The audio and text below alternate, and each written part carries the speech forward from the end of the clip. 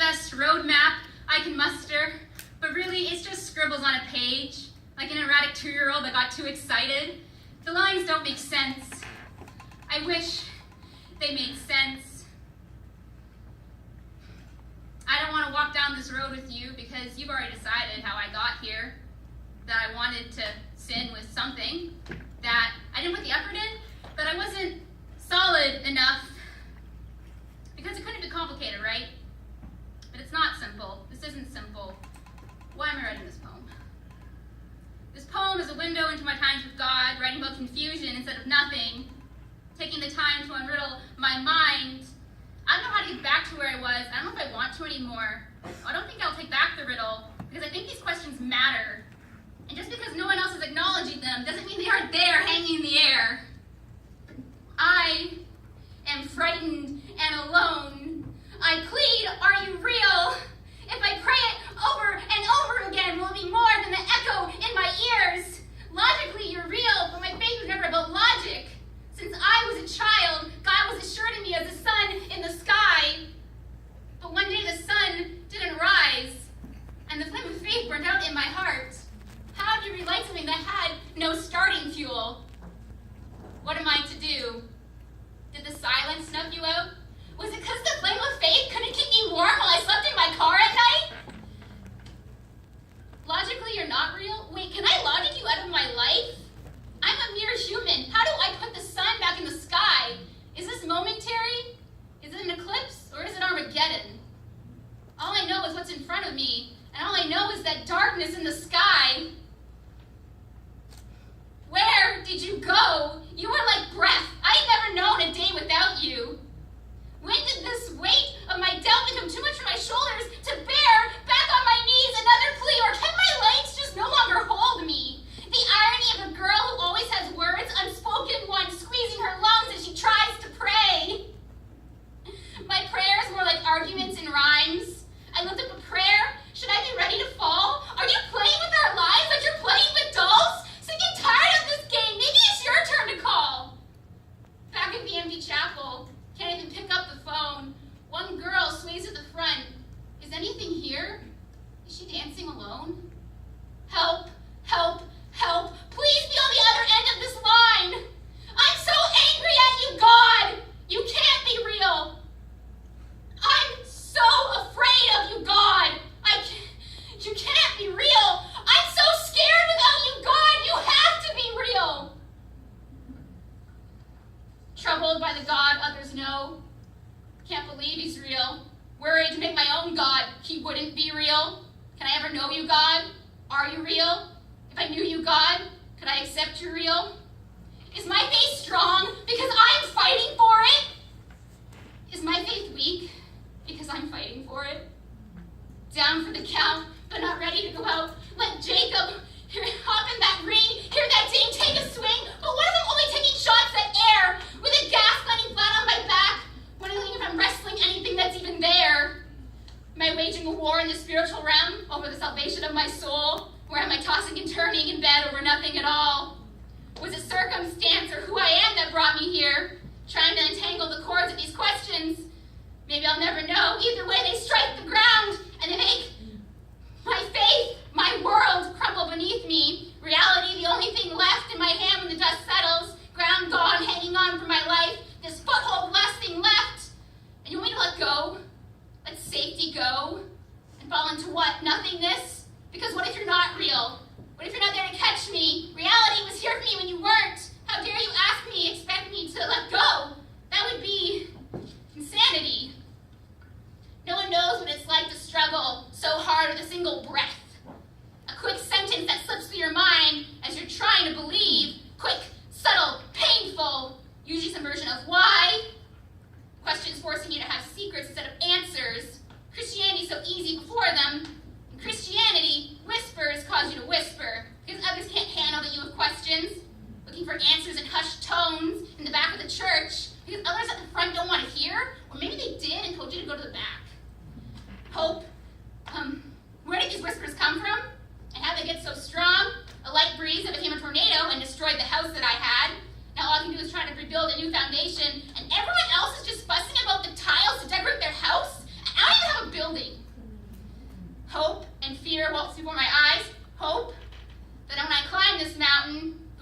infinitely more beautiful than ever before.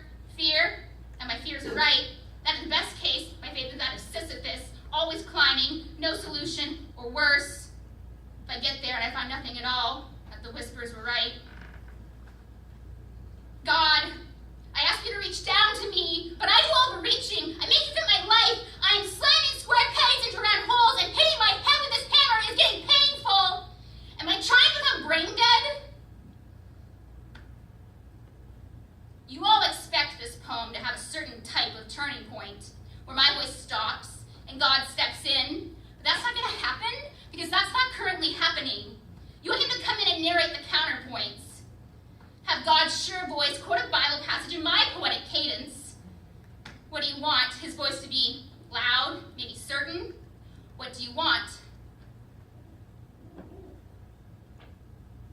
I am bigger than your doubts. My love is greater. Blessed are those who have not seen yet believe.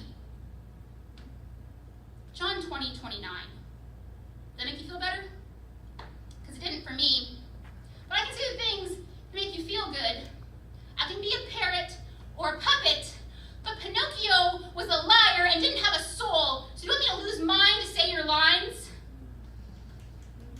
You seem to want different things from God, you and I. You crave this passionate God with answers, the one that yells, "Don't doubt me, doubt your doubts."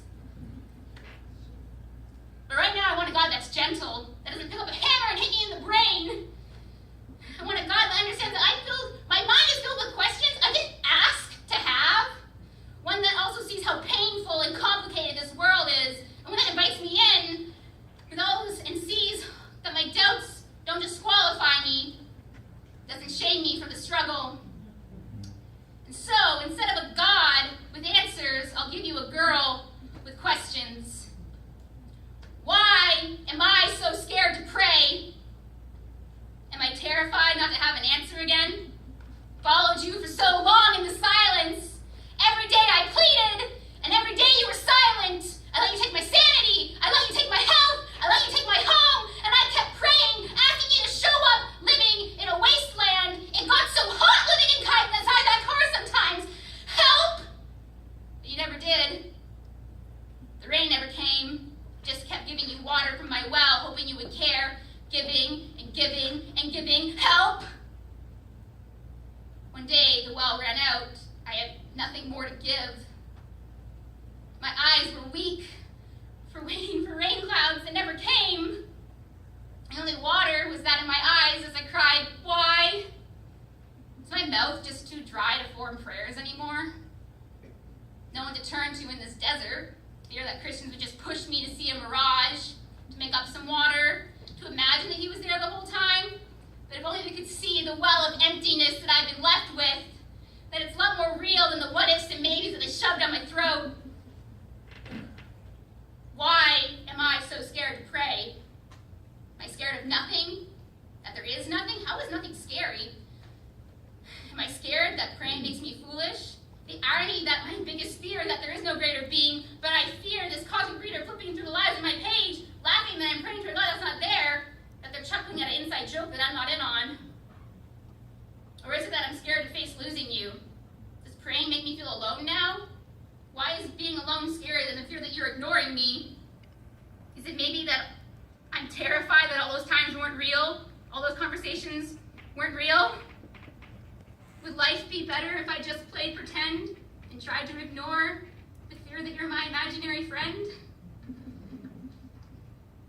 Why am I scared to pray?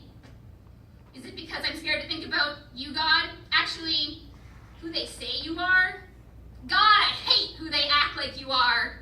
It isn't some card game offering the freedom of the cross in one hand with the sleight of a hand, a list in the other. I don't see the bridge the cross makes because everyone acts like it's a ladder, and actions speak a lot louder than words. Always one more step to reach real salvation. Because if you're really saved, you serve this often. And if you're really saved, you sacrifice this much. And if you're really saved, you talk about Jesus this much. And oh, why the air quotes? Well, sorry to burst your bubble, but you're in a bubble. You listen outside of it, you see that what's expected ranges a lot. It's not as easy as you think. Christianity acts like what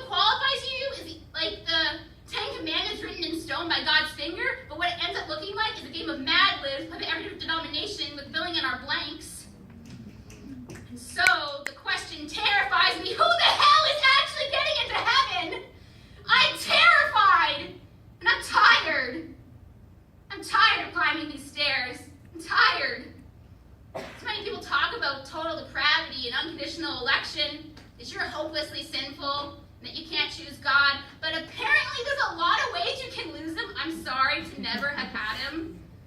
I'm tired. Tired of telling people 1,000 ways to fake ways to be. Basically everything that I'm not, always something wrong, always a blog post, a Facebook status that someone learned, but it applies to me. I wish this was a group poem so you could hear all the voices at once like I always do. They're all right, want me to think right, be right, act right. I can't even think straight. Shut up! Was that a you, God, or them? Exactly, you're the one saying this. I don't have you, God. All I have is Christianity. God, if you want me, I need you to save me from Christianity. It's so tiring. I'm fighting, but I'm drowning. Waves crashing and crashing and crashing. I keep flailing. Flailing's a lot less passive than it sounds. Do you know how hard it is to keep breathing while you're drowning? And they're all just mad that I didn't have enough faith to walk on water. Please, God, be real, because what if the only people who are real are the ones in front of me? I'm tired. I'm tired that for a long time, I'd wake up Mondays tired, nursing an emotional hangover, even before I was lost. Why so tired? Because Sundays, I was crying myself to sleep instead of actually sleeping, overwhelmed with self-hatred and feeling broken. Why? Because for a while, Sundays were when I had small group, trying to feel relaxed in a living room while you have crushing weight, in a circle, knowing you're outside the circle. It hurts so bad. Small groups make me feel like I wish I was a better liar. Just so you'd accept me, and it disgusts me that I think that, but I can't stop the thoughts from eating away at me, that I know that that circle is a lie, and if we took it apart, it'd be a version of that ladder. People at the top, people at the bottom. I'm at the bottom. Is that where the crushing weight comes from? Small groups act like if you want a seat at the table, you have to build the chair to make it shiny and sleek like theirs, to keep your back straight, posture high, so you can look each other in the eye. But I'm always on the ground, looking around at these scattered parts all around me, scratching my head to figure out this secret instruction manual I got mailed. Why can't I make the parts fit right? Am I missing a part? God, did you make me missing a part? God, save me from Christianity. It crushes me. When your therapist teaches you self-compassion, that like little victories are good, but Christianity feeds on guilt, and oh, how they like their gluttony.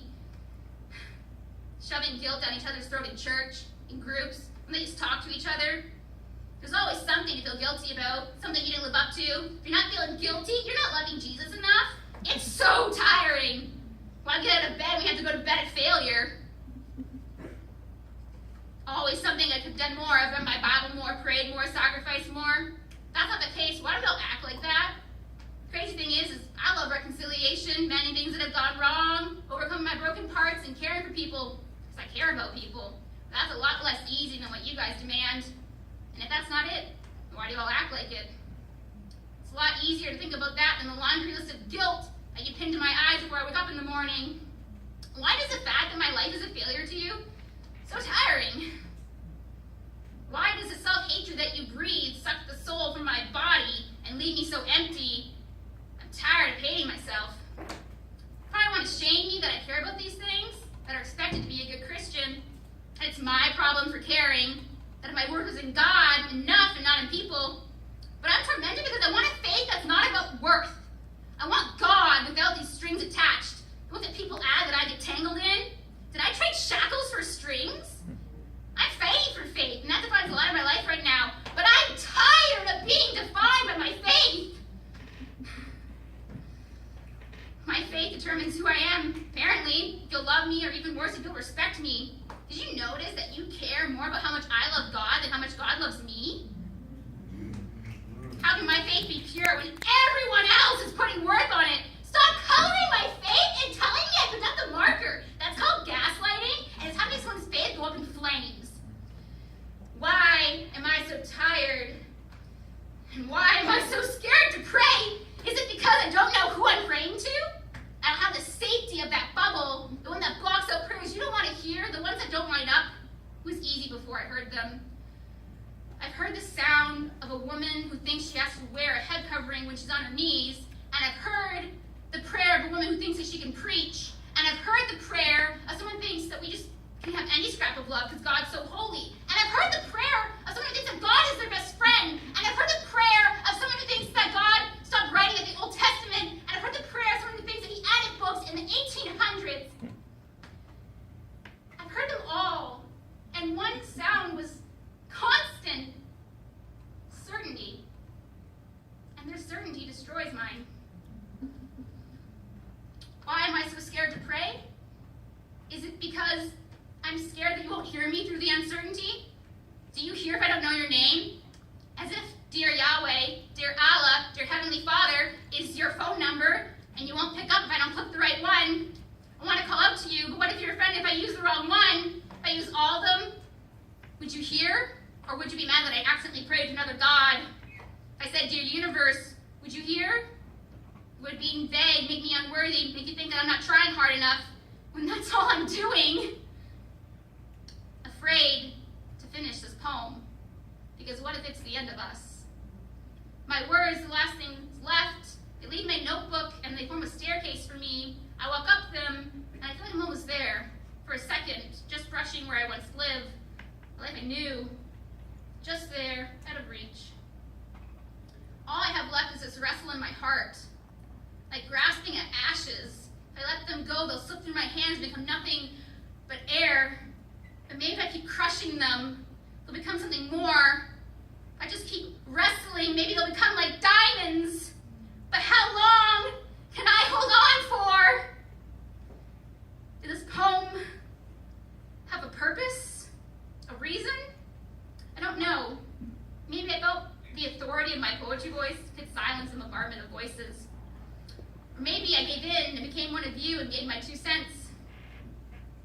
Maybe I just wanted space out loud to say, I'm tired. I don't know who this poem is for, but you do. And if so, good luck. That means you're probably tired too.